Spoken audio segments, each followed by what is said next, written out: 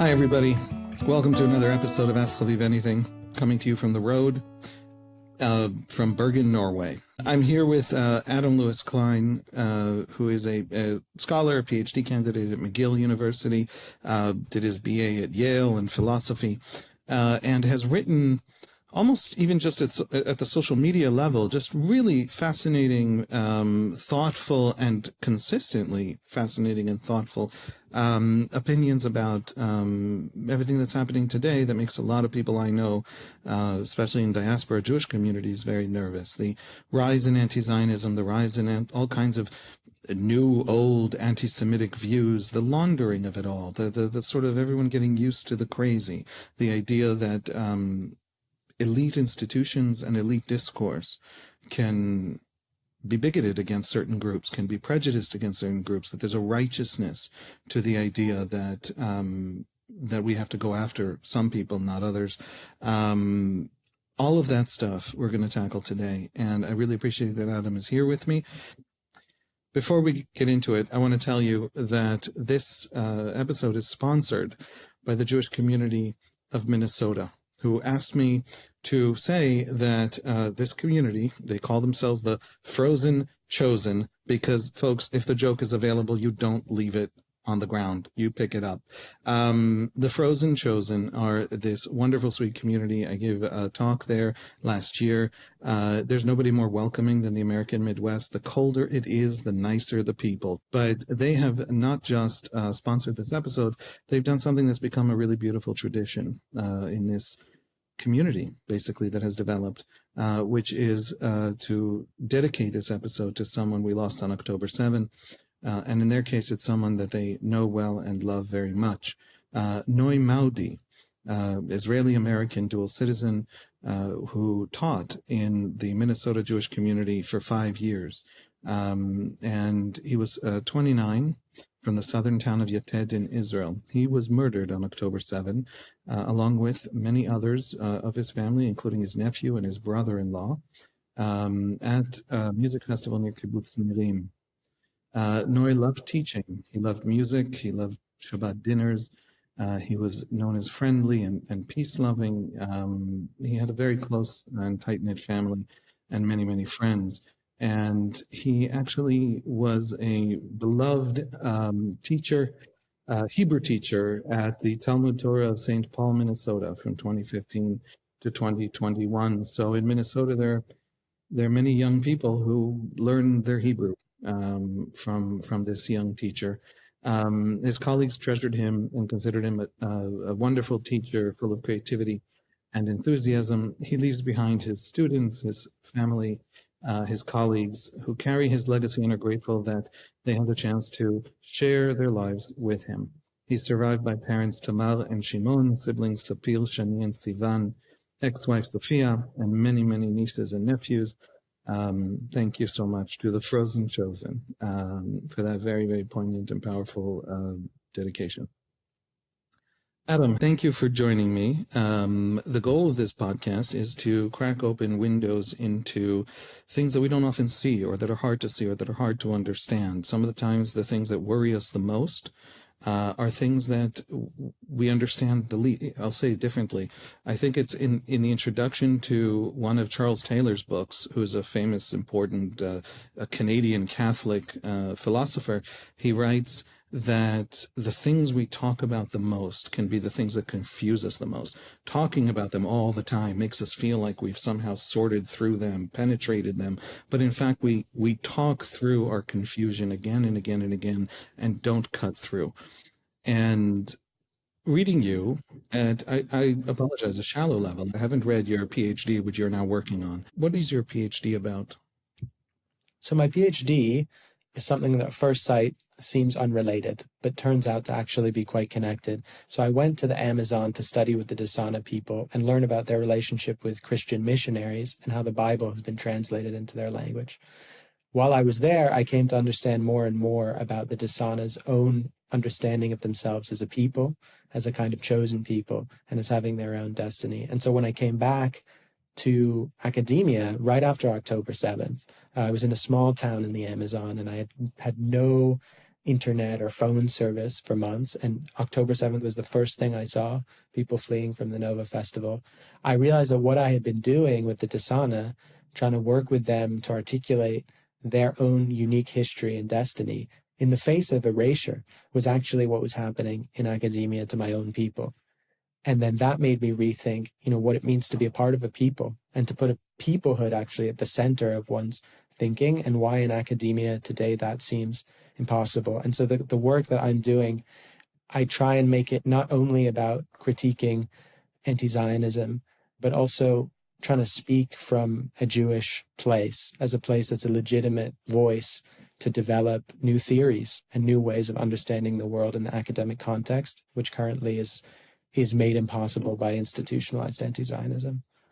Tell me a little bit more about that. The Disana people, what is happening to them? When you draw that parallel to what is happening to Jews, certainly in elite discourse, but in this entire intellectual world and ideological world, how do you see that parallel? What are the Disana people going through? So the Disana people have undergone a lot of forced assimilation. First of all, it was the Catholic Church that came in. It reorganized their societies.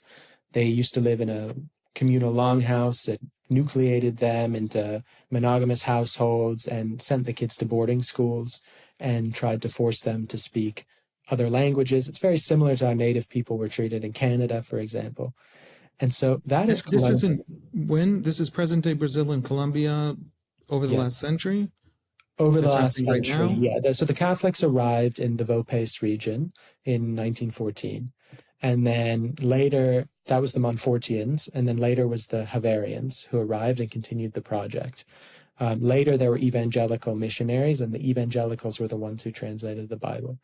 So what they have undergone is colonialism. So colonialism is these processes of forced assimilation where you try and annihilate other people's identities, whether that's through genocide, which means physically exterminating people, or through trying to destroy their own distinctness.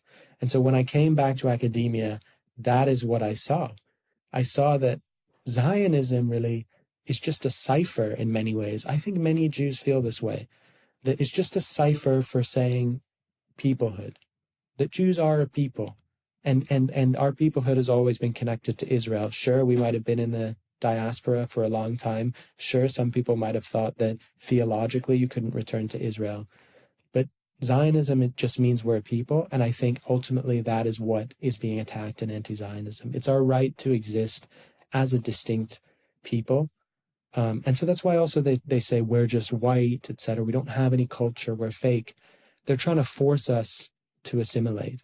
They're trying to force us to disappear because they see us as a threat to their civilization. And why do they see us as a threat? And maybe this is a good way to get into what is anti-Semitism, what is anti-Zionism. Why do they see us as a threat?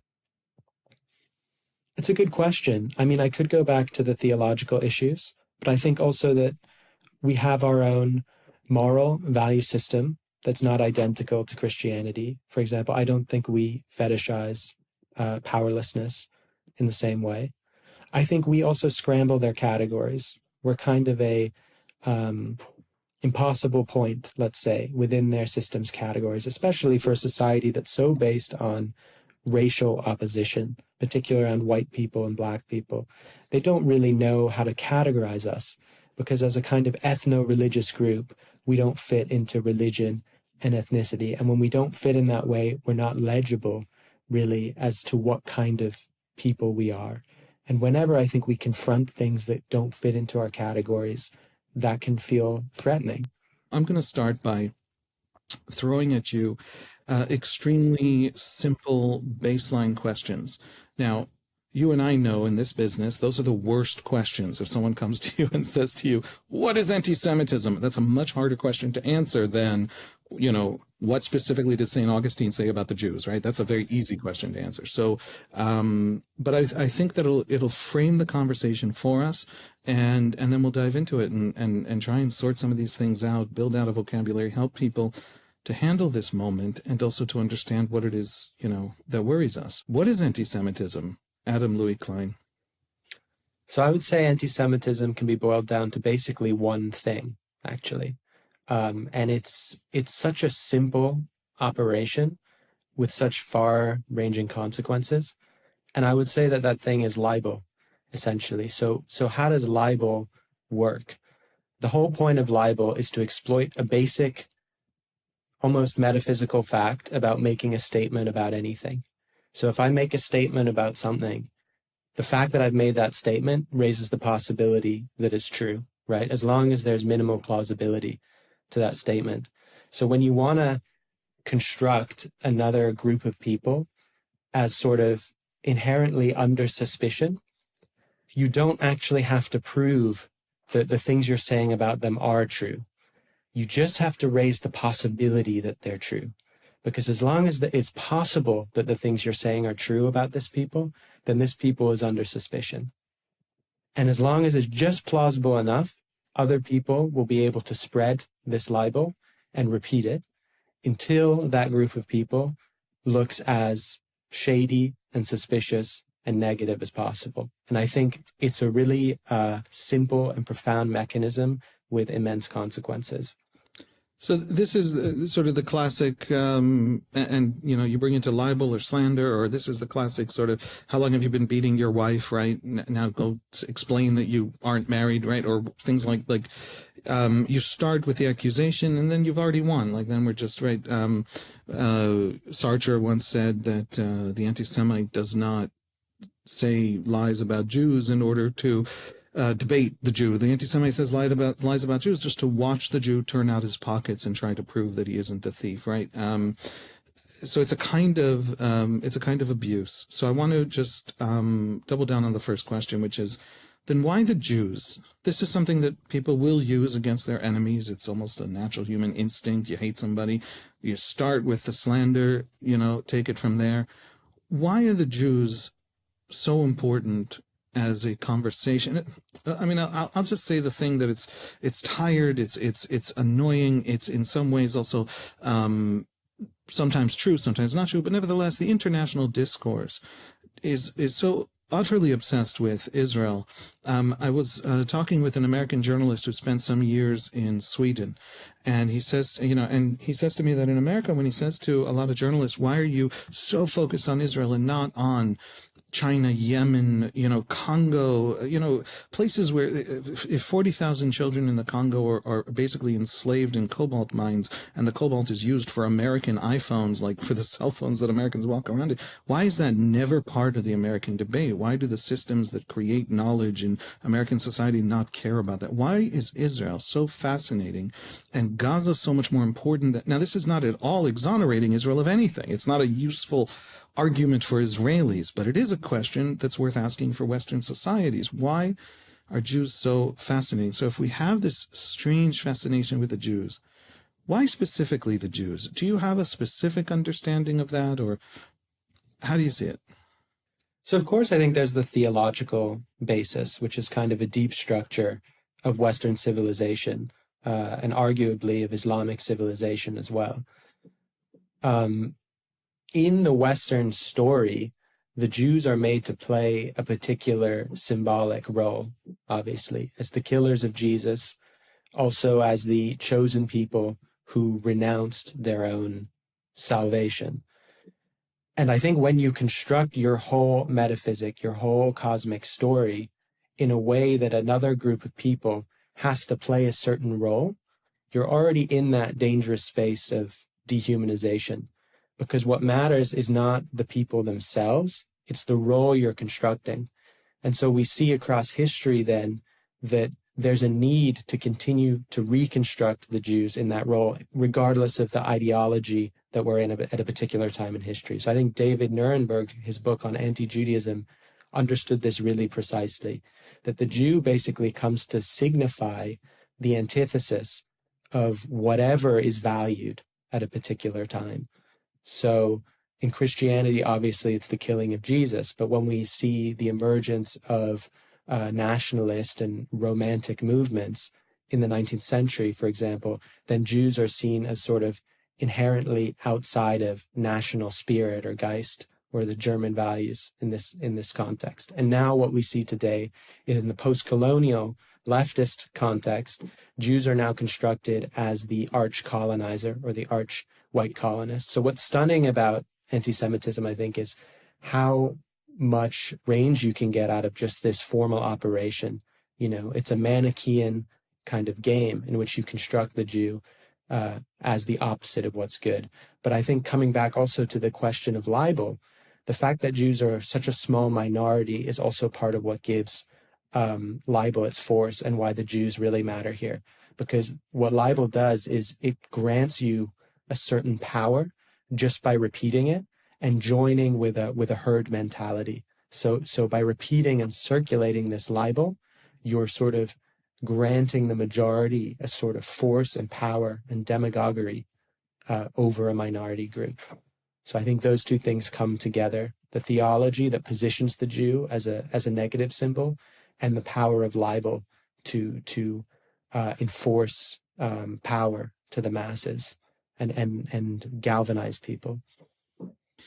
I have a book of essays on my shelf called Jews and Orientalism, edited by Derek Penzlar from Harvard, I believe, and one other person, I forget the name. Apologies to whoever it is. And the introduction is short, sweet, and to me was very fascinating because they argue there that Edward Said made an argument essentially like yours, but about the East, the Oriental East, in the European imagination. And he said the Europeans, a piece of Orientalism, of his argument about Orientalism that kind of took over the Middle East Studies Institutes of America and the West, he says the European West constructed its sense of self by projecting the opposite of itself onto the East. And so where the European West thought of itself as rational, we're talking about the 19th century and scientific advances and the sort of triumph of the middle class, where the European West thought itself as rational, masculine, I don't know what, hardworking, if we were going to, coffee houses, so everyone has to drink coffee and go work hard. The East must therefore be lazy and irrational and, the opposite of whatever the West was. And what's fascinating about this book of essays, and some of these essays are really wonderful and some of them I kind of skimmed and got less out of, but that it's an examination of that very mechanism on Jews. In other words, where did Europe learn to project itself, anything bad that wasn't it, that it wanted to define itself as the opposite of, onto the East, on the Jews that were called the Oriental people for centuries by European Christians.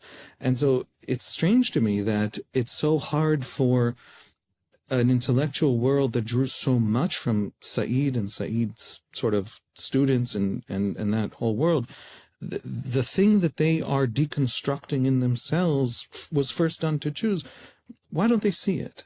Why don't they see how strange it is that absolutely nothing on this earth could set the streets of every European capital on fire, of every American elite college campus, but this conflict could? Now, again, this is not an argument about Gaza itself or the war itself, any view you have of it. But, the Yemen war was fought with American weapons by American allies, and the most advanced American weapons. And 85,000 children starved to death in that conflict, and it was only like 6 years ago, and nobody in America noticed. Now, that's a tiny bit of an exaggeration. Congress said something. There was a little bit of tension with the Saudis for a short time, but nothing like this. Why is this a touchstone of culture, and why don't they ask that question? They're so busy analyzing themselves and deconstructing their, narratives of power. And Said's very premise is of Orientalism, of something the West did that's evil, was learned on the Jews. And so why is it so hard for the Jews for the way they treat the Jews to be visible to them? Well, so I think Said was doing something very important, which came from Soviet anti-Zionism. So it was the Soviets who first constructed this notion of Holocaust inversion, where it was extremely important for them to try and show that Zionism actually disrupted and inverted the position of Jews as victims of the Holocaust. And they did this in order to align with and support Arab nationalist movements against Israel. So they started constructing Jews as Nazis, right? And that fit really well also with their own sort of national mythos of defeating the Nazis in World War II and defeating fascism. So then again, they constructed the Jews as the opposite of socialism and constructed Zionism as Nazism. And then so what Said is doing is perfectly continuous with that. So when he says the Palestinians are the victims of the victims, he's doing this inversion process. So I wouldn't say that they don't understand that Jews have been sort of oppressed or victims. I would say that they see it as an obstacle and a threat that they need to both neutralize and invert. So to essentially restore the position of the Jew as oppressor or as a kind of demonized figure. And in order to do that, they need to neutralize and invert the Holocaust. So I think that's what's happening, and that's why they aren't able to apply critical tools to anti-Semitism, because their very notion of critique is basically that they are opposing oppression. But at the same time, in order to invalidate the Jew, they have to construct the Jew as the oppressor. And thus it creates this blind spot. So anti-Zionism. I asked, what is anti-Semitism? What is anti-Zionism? So I think there's really two forms of anti-Zionism that are always getting confused, and strategically by anti-Zionists themselves. So obviously we have Jewish anti-Zionism, and scholars of contemporary anti-Semitism today have a kind of consensus around writing that with a hyphen. So this was anti-Zionism. It was an actual Jewish opposition to Zionism as a movement to construct a nation state of the Jews for various reasons. You know, some came from left-wing opposition to nationalism, skepticism about nationalist projects, especially after World War I and the rise of Nazism itself. And then, you know, others came from an ultra-Orthodox religious point of view, believing that you needed the Messiah to found a Jewish state, and it would have to be a halakhic state. Now, after the Holocaust, obviously Jewish anti-Zionism became very much a minority position because it was essentially refuted by the fact of the Holocaust. Assimilation in diaspora countries did not save the Jews. What has happened over time with groups like Jewish Voice for Peace or certain professors in Jewish studies today is they think that this Jewish anti-Zionism is the same anti-Zionism that we are seeing on college campuses, that we are seeing in people who support Hamas, the Muslim Brotherhood, the Iranian regime, and it's not. So that anti-Zionism, which we should write without a hyphen, has a completely different lineage. So it goes back to Haj Amin al-Husseini, who worked with the Nazis. He integrated conspiratorial Nazi anti-Semitism into an Islamic vocabulary, constructing the Jews as inherently opposed to Islam and seeking the annihilation of Jews. And then what happened, of course, is these same anti-Zionist ideas filtered their way into Soviet anti-Zionism as the Soviets now took on the task of supporting Arab nationalism and the project of destroying Israel. Can you tell us more about that story? Haj Amin's a good place to start. He didn't invent all of it. He learned it from Rashid Rida and others, and there were, even as far back as 1905, I think there's a gentleman, an Arab thinker, writer, travels through France, picks up French sort of conspiratorial Dreyfus-style anti-Semitism, and then translates into Arabic. So this is something that very much is out there that he can draw on, but he systematizes it and turns it into a real alliance with the Nazis. The Nazis are sweeping across North Africa. They're going to take Egypt. People don't know if they're going to take Palestine, and there were already plans being drawn up. There was an Einsatzgruppen established for Egypt by the Nazis. It was called Einsatzgruppen Ägyptum, if I'm not mistaken. That was also going to then liquidate the Jews of Palestine in the war. And they were stopped at El Alamein by Montgomery, but Rommel could also not have been stopped. And so Haj Amin spent the war not only in Berlin, but actually raising military units among the Muslims in, for example, the Balkans for the Nazi war effort. So this is a specific part of Arab nationalism as it develops into anti-Zionism, uses Nazi vocabulary, uses Nazi terminology. We saw this in Baghdad. I mean, people should really literally just look up the Nazi presence in Baghdad, the Nazi embassy in Baghdad, ran what was basically the largest youth movement in Baghdad. The vicious, the Ali Rashid regime that supported the Nazis and turned on the Jews, the Farhud of 1941, the massacre of Jews, all this stuff was in constant discourse with Nazism. And it's there. It's not the sum total of Arab nationalism. Some Arab nationalists thought the Jews could stick around and be part of some kind of regional order, but it is absolutely there at the beginning. And then what? How does the Soviet story come in? How does it get to the American elite, to the American left-wing, academic scholarship? So I think early on in Stalinism, after World War II, there was already an emergent anti-Zionist movement that Stalin promoted, with the Doctor's Plot, in which a number of Jewish doctors were accused of conspiracy and executed. And then there was the whole notion of rootless cosmopolitans, which was kind of connected to Stalin's intention to create socialism in one country, and thus effectively bringing back certain nationalist notions and then reconstructing the Jew in this classic anti-Semitic image of the wandering Jew who is rootless, ironically now bound to Zionism. And that's an important paradox, I think, of anti-Zionism as well, to keep in mind, that it both constructs Jews as ultra-nationalists and sort of blood and soil fascists in Israel, but maintains this notion of an international conspiracy in which Jews are more of an abstract force of power and domination. There are Israeli stooges, which are sort of have a network around the world imposing Zionist power.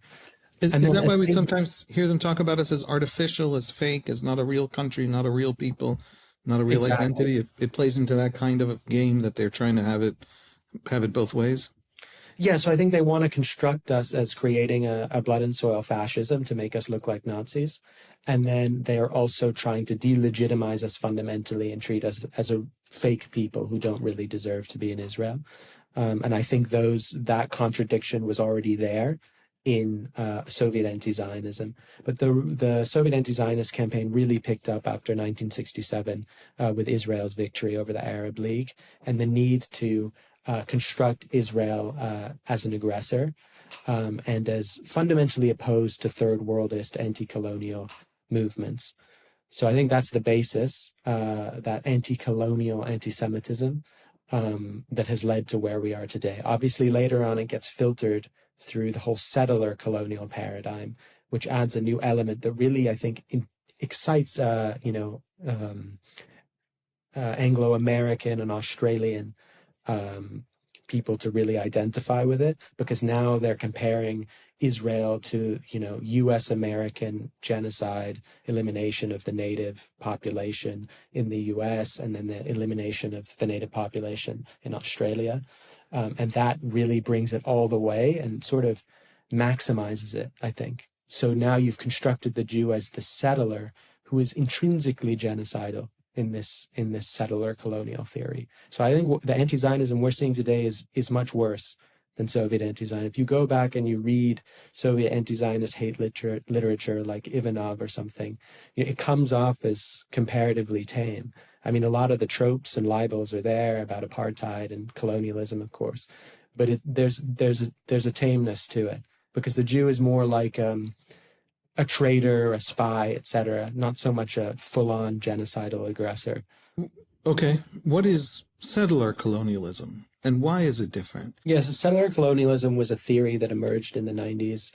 The foundational text is by Patrick Wolfe, the foundational author, and he basically said that there are certain societies that are fundamentally built around the appropriation of land. So his big move was to move away from the usual capitalist framework of the expropriation of labor and look at societies that really required the appropriation of land and demographic replacement of native populations. So he argued that when settlers arrive in foreign lands and they have a project to make use of these lands, a dynamic emerges which is almost inherently genocidal.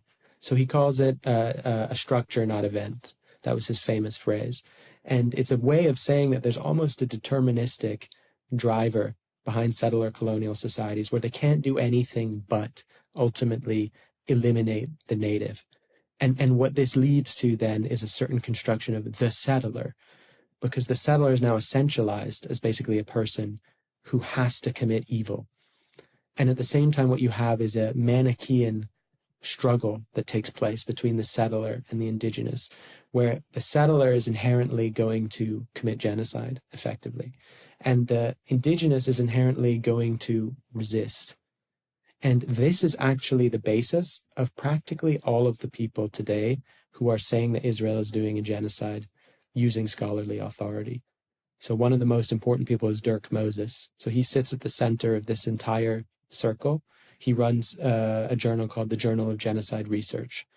And he tries to reconstruct the very concept of genocide in terms of settler colonialism. He actually rejects the legal concept because, of course, the legal concept depends on intent, depends on moral decision-making, that people chose to try and eliminate a people as such. And he says, well, no, settler colonial societies just have an intrinsic dynamic that leads them to mass violence. And so he actually rejects the concept of genocide itself. So it's really stunning, actually, to know this, to know that at the center of all of these attempts to say Israel is doing a genocide is a theory that tries to destroy the concept of genocide and international law itself. And I think more people need to know that. And so if you subscribe to this perspective, then you will take the complex history. Let me try and just bring us down a little bit to in just simpler terms. I think in simpler terms. I was a very left-wing teenager. That's a known problem in human societies. And I thought that the Israelis were powerful and the Palestinians were weak, and we could take some serious risks because the military rule over the Palestinians was unsustainable. I was a passionate supporter of Rabin and of the Oslo process. And my also dad was just a very left-wing activist for many, many years as a young man, as a law student, as a parliamentary aide in the Knesset. And that blew up for me in the Second Intifada, in this wave of 140 suicide bombings. And what I thought at the time, as a voting soldier, I was a soldier by then. I was a teenager in the 90s, in the late 90s, and then I was a soldier from 1999. The Second Intifada blows up in the fall of 2000, and I have an awakening where I say to myself, wait a second, I genuinely was willing to pull back. I genuinely was willing to withdraw. I genuinely think that ruling the Palestinians is not sustainable and not moral. But they are gripped by an ideology, by certain ideological elites that tell them that they can win this and that all peace is betrayal, and therefore, since total victory is available, and therefore, no, permanent forever war. Mm-hmm. And 20 years later, we're basically still in that moment. They don't see any of that. I, as a settler colonialist, have no choice but to ultimately push the Palestinians into destruction. There is absolutely no way that this could ever have gone any other way, independent of Palestinian action. There is no Palestinian agency. And in fact, I was just going to swallow it all up and leave them dead or expelled. And that was inevitable. And the entire lived experience of, just to explain, the entire Israeli left, that we really could have had a Palestinian state. The idea of independence for Palestinians and ending the occupation won 3 elections between 1992 and 2007, roughly. All of that's fake. They ignore it. They leave it aside. Every Israeli who talks about that is a propagandist. Even if it's 15 years of their life experience, it's nevertheless propaganda. And the total domination of Israel, by Israel of Palestinians, is inevitable. It's structural to Zionism. Did I get that right? Yeah. And I think what you're describing is 2 completely different frameworks to understand human events. And you are speaking in a common sense framework that is based on moral responsibility and on the assumption that history unfolds because there are actors who make choices. We don't make choices within circumstances of our own choosing, but we still do have freedom within those circumstances. I believe it was actually Karl Marx who said something like that. And then there's another framework, which is, as you said, Zionism itself structurally or essentially has this dynamic. And everything we see Israel do and the Palestinians do is just an unfolding of this kind of evil essence. So while these scholars often think of themselves as doing like materialist or political analysis, what they're often doing is creating a very abstract and essentialized concept of Zionism. It's very similar, actually, to how most racist ideologies work.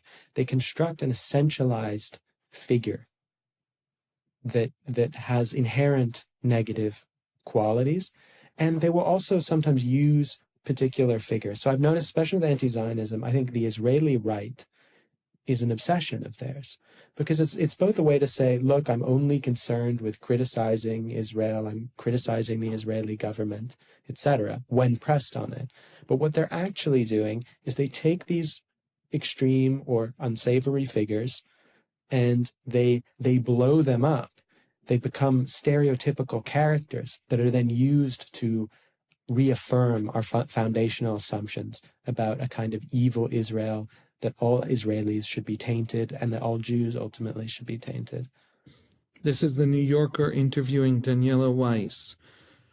This furthest, most, saying that Israel needs to conquer Iraq because Iraq is part of the great divine promise of the land to Abraham, or some crazy stuff that, I don't know how to put this. The most extreme people in Israeli politics don't talk that way, and she's beyond them. But the New Yorker finds her and gives her this enormous interview to sort of explain that this is also a voice, when in fact it's not a voice. It's interviewing a UFO abductee to describe American culture. It's just that fringe and insane. And so that kind of discourse that pulls these people out. I am now visiting Norway, and I was at a town called Arendal, which I thought was pronounced Arendelle, and I was actually in Frozen, but it's not pronounced Arendelle, and everyone in the city is very upset with Disney. And I was giving a talk, and I had a pro-Palestinian protest, flying the flags, some Muslim, some local, outside my talk. And one of the protesters I actually talked to, they didn't know who I was, and I talked to before the talk, and they were collecting sort of a bunch of signs, and one of the signs showed the promised land, exactly this thing that the New Yorker interviewed Daniella Weiss to explain to people Israelis secretly want to conquer Iraq, but it had that map of the Middle East that the Jews secretly want to conquer, including Iraq and half of Egypt and Syria. And I said to her, why, you could just be anti a terrible, painful war. Like, that's a legitimate position.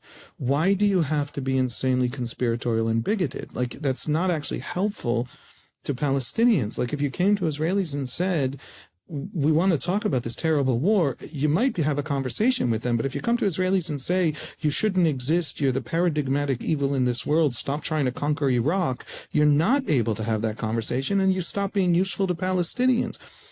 Why? Why go insane when you'd be more useful sane? Yeah, I mean, I agree. I think it's a completely legitimate feeling to feel horror at the death of innocent civilians. And sometimes you will hear anti-Zionists claim that this is all they're doing and that they have compassion for children. But of course, it's a compassion that immediately is turned into hate through a logic of blame.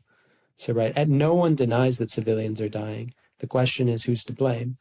And I think that this whole movement, this explosion of propaganda and libel, in many ways is a kind of projection, an inversion of what happened on October 7th. So there was a recent article that was published in Cambridge University Press by Avraham Shalev, and he really made the legal case that what Hamas did on October 7th was a genocide. And still in the public discourse, we don't talk about it that way. Can you explain that? Because I'm going to use the word only in a way that hurts me physically, but it's only, 1,200 dead. The usual common understanding of the word genocide is the destruction of a people. Why would the legal term, or how are we understanding the word when he uses it?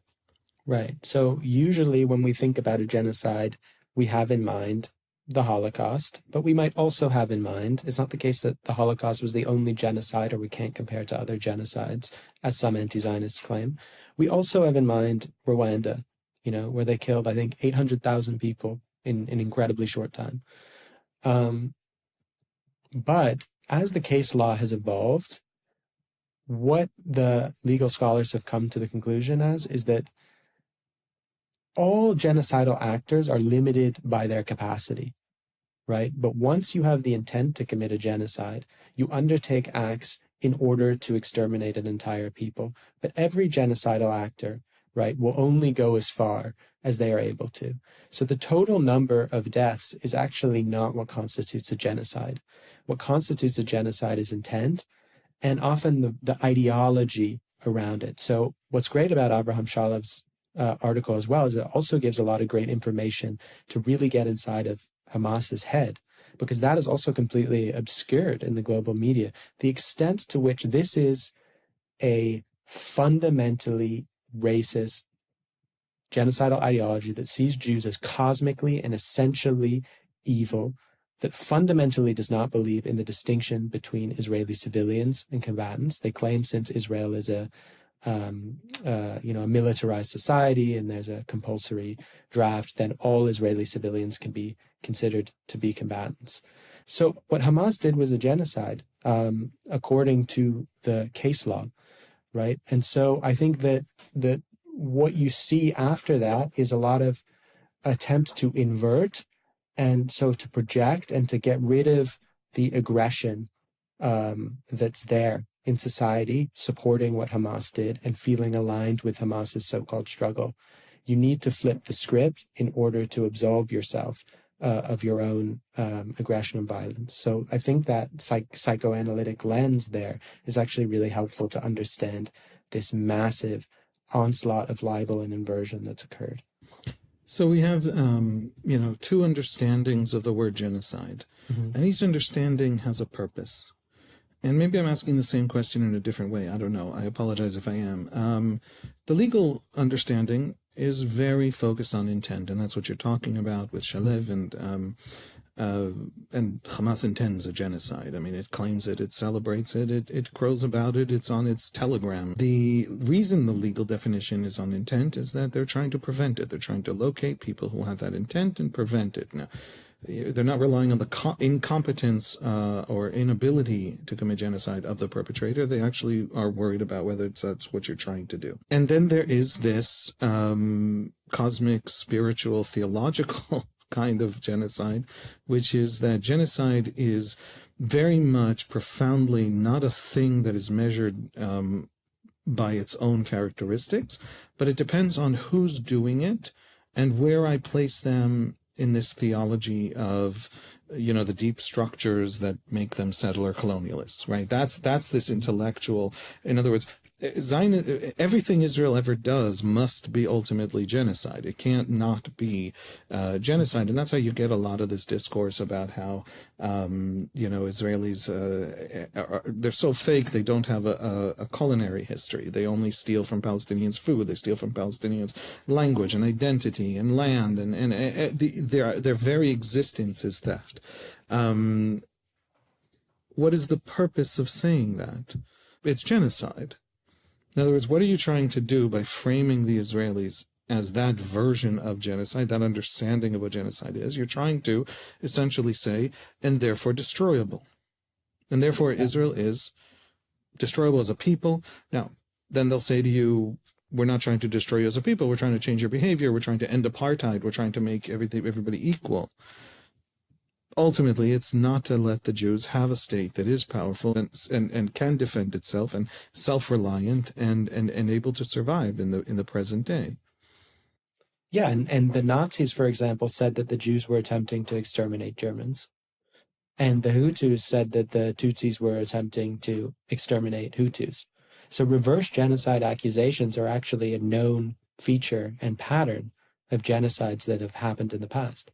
And as you said, if you construct a group as inherently genocidal, then it seems clear that the solution is to destroy that group. So constructing a group as inherently genocidal is actually a kind of genocidal ideology. So we're seeing mass inversion that's taking place. There is nothing in this vision that the Jews of Israel could do to not be genocidal, except what? What could they do? Leave. Dismantle their society. Presumably not everybody is the most extreme version of this, right? We hear the extremists screaming all day long, but presumably there are people who think, no, you could just be an America-style civic democracy, and somehow Israelis and Palestinians are going to live together in peace and harmony in the modern Middle East, despite the cultural, ethnic, religious differences. I can call those people naive, but they're not necessarily genocidal. But is that it? I mean, in other words, how do I stop being genocidal if I'm a Zionist Israeli Jew in this intellectual world? I think you're probably right. It's leaving or allowing yourself to be murdered in the redemptive act of resistance. Right? You are to be a sacrifice for redemption, because you are a scapegoat of the fundamental evil that the left sees in the world, in the Western order, in international law itself. What's so ironic about their position most of the time is that it depends on a conspiratorial notion that all of our concepts of international law, the principle of proportionality, the principle of distinction between combatants and non-combatants, these laws of warfare that Israel at least tries to follow, and which also have a clause which allows for civilian casualties, right? All of that, they claim, someone like Dirk Moses, for example, they will say that all of that is actually a sort of illegitimate tool of Western power, an illegitimate tool whereby settler colonial regimes can enact mass violence in ways that appear legal. Right? So they're simultaneously delegitimizing international law, saying this is a Western construct, Israel's actually evil, you can't hide behind this. And at the same time, they want to use international law as a bludgeon to say Israel's committing war crimes, etc. And so that requires them, of course, to start transforming and distorting international law with these concepts like settler colonialism that don't fit in. That to me is absolutely fascinating. That way of using international law. It's what it feels like, but it's great to hear it articulated. If international law is that I can't fight wars, then international law is not going to be helpful to me and useful to me. And if I inherently, because my society is inherently not legitimate, can't fight at all, fuck you. I mean, I'm going to go off and, I mean, you no longer have a claim on me that you had when you were saying to me, hey, you got to defend yourself. You got enemies, ideological enemies. You got people who want to kill you. You're not perfect, but you got to obey certain minimal baseline rules to stay fundamentally within, civilized. That argument to me is very powerful. And I know that every, Israeli general keeps a lawyer next to them because they, for many reasons, but one of them is that they genuinely want to think that they're okay. They don't want to think that they're evil. But if everything they are is fundamentally inherently evil, why would they do this? They would just say, screw you, the Jews will still survive. The last living Jews in the eastern hemisphere of this earth don't have to die because you decided it's illegitimate that they live. This mixing of these two worlds, of these two ideas, this legitimate claim Palestinians have, and this legitimate complaint that Palestinians have, and international law has, and then this just destruction of Israel idea and ideology and different ways of framing it are totally contradictory. They're not just contradictory in Western discourse. It's not just that they actually are antagonistic in the Western debate. One actually wants international law obeyed. The other one thinks international law is part of the evil. Mm-hmm. In the Israeli mind, they fall apart. Whereas you cannot at the same time come to Israelis and say, behave better, and at the same time say to them, and we're going to destroy you. This doesn't end because you're fundamentally illegitimate. And but also please obey our rules. These are self-erasing. Right. I mean, yeah, there's a huge difference between opposing what Israel is doing and opposing what Israel is. But also, these are being fused in the way that libel functions. Right? Because the point of libel about Israel did this evil act, Israel did this evil act, Israel's starving children, Israel's killing journalists, each new libel and the libel cycle, just the news we get on the mainstream media from Israel is just a cycle of libels. They try one libel for a while, like the intentional starvation. They circulate these photos in the New York Times of kids with congenital diseases. That's basically debunked, and there's some pushback against it. And then they move to a new libel. Now Israel's killing journalists again. There was an Al Jazeera journalist, etc. The point of these libels, and you can see it in the way it affects people, is not to say Israel's doing something wrong. It's to confirm or suggest that there is some evil fundamentally about Israel's essence. And you see this when with Peter Beinart, for example. His book is called Being Jewish After the Destruction of Gaza. It violates the Jerusalem Declaration on Antisemitism, which he signed, which said that holding all Jews responsible for Israel's actions is anti-Semitic. So he sees what Israel's doing now, as reflecting on Jews as such, or on Judaism. Shaul Magid is the same thing. He says Judaism is burning. Harari says the same thing. Judaism, this is a problem with Judaism. And then Ezra Klein, in his various now articles, he's on a kind of crusade now to legitimize the debate around Israel committing genocide. He says, what does this say about Israel as a state if it was founded to protect people from genocide, but is doing a genocide? So you'll notice that none of these people seem able to talk about Israeli actions without also talking about Israel's essence. Are you optimistic? I think a lot of people have this sense that you articulate better than most that this conflict, it's not the problem-solving kind of conflict. It's a theological kind of conflict, not just in the religious sense, but in the sense that everyone treats it as grand and cosmic. Certainly Hamas does. As long as Hamas has a say, none of this ever ends. There are people also on the Israeli side. They don't run the place, unlike on the Palestinian side, in my view. I'll defend that on Twitter. Come at me. But the point is that if it's a cosmic conflict, Manichaean, all or nothing, it's not ending anytime soon, and there's a lot more suffering to go. If it can be brought back down to earth and become a political conflict where reconciliation is the main goal, where the removal of Manichaean cosmic kinds of actors like Hamas is a goal, and where everyone's willing to invest massively in Palestinian, the sympathy Palestinians have certainly deserve, comes into play, then we can rebuild and we can have reconciliation and we can find political solutions. Even talking that way feels silly right now.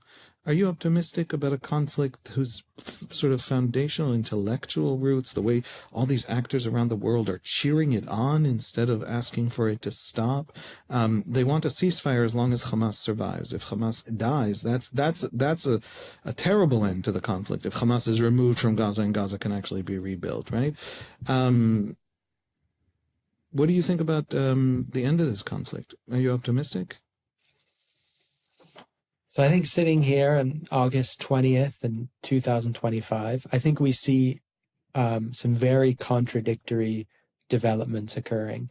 So I think the United States I'm not necessarily some pro-US government or position myself necessarily as pro-West in as a kind of banner, but I think the United States and the current government has done an excellent job in trying to shift the conversation to a pragmatic one.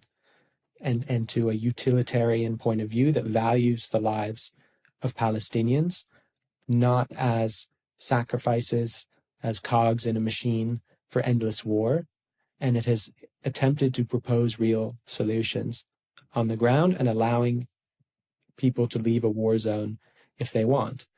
Now, of course, it's not just about the conflict. It's about the global spread of anti-Zionism as well. Even if things start to resolve on the ground, we're seeing this new anti-Zionist metaphysics really take over institutions within Europe and the United States. Obviously, Israel's diplomatic relationships with Europe are crumbling due to the pressure that's being brought by this movement. So at that level, I think that we're also seeing contradictory movements. We're seeing the United States has taken a really strong position in fighting back against anti-Semitism. I think we've seen the left, anti-Zionist left, grow much quieter. They don't seem as sure of themselves as they were, although they also have been committing terrorist violence. So we see we're in a cultural space that I think is very ambiguous.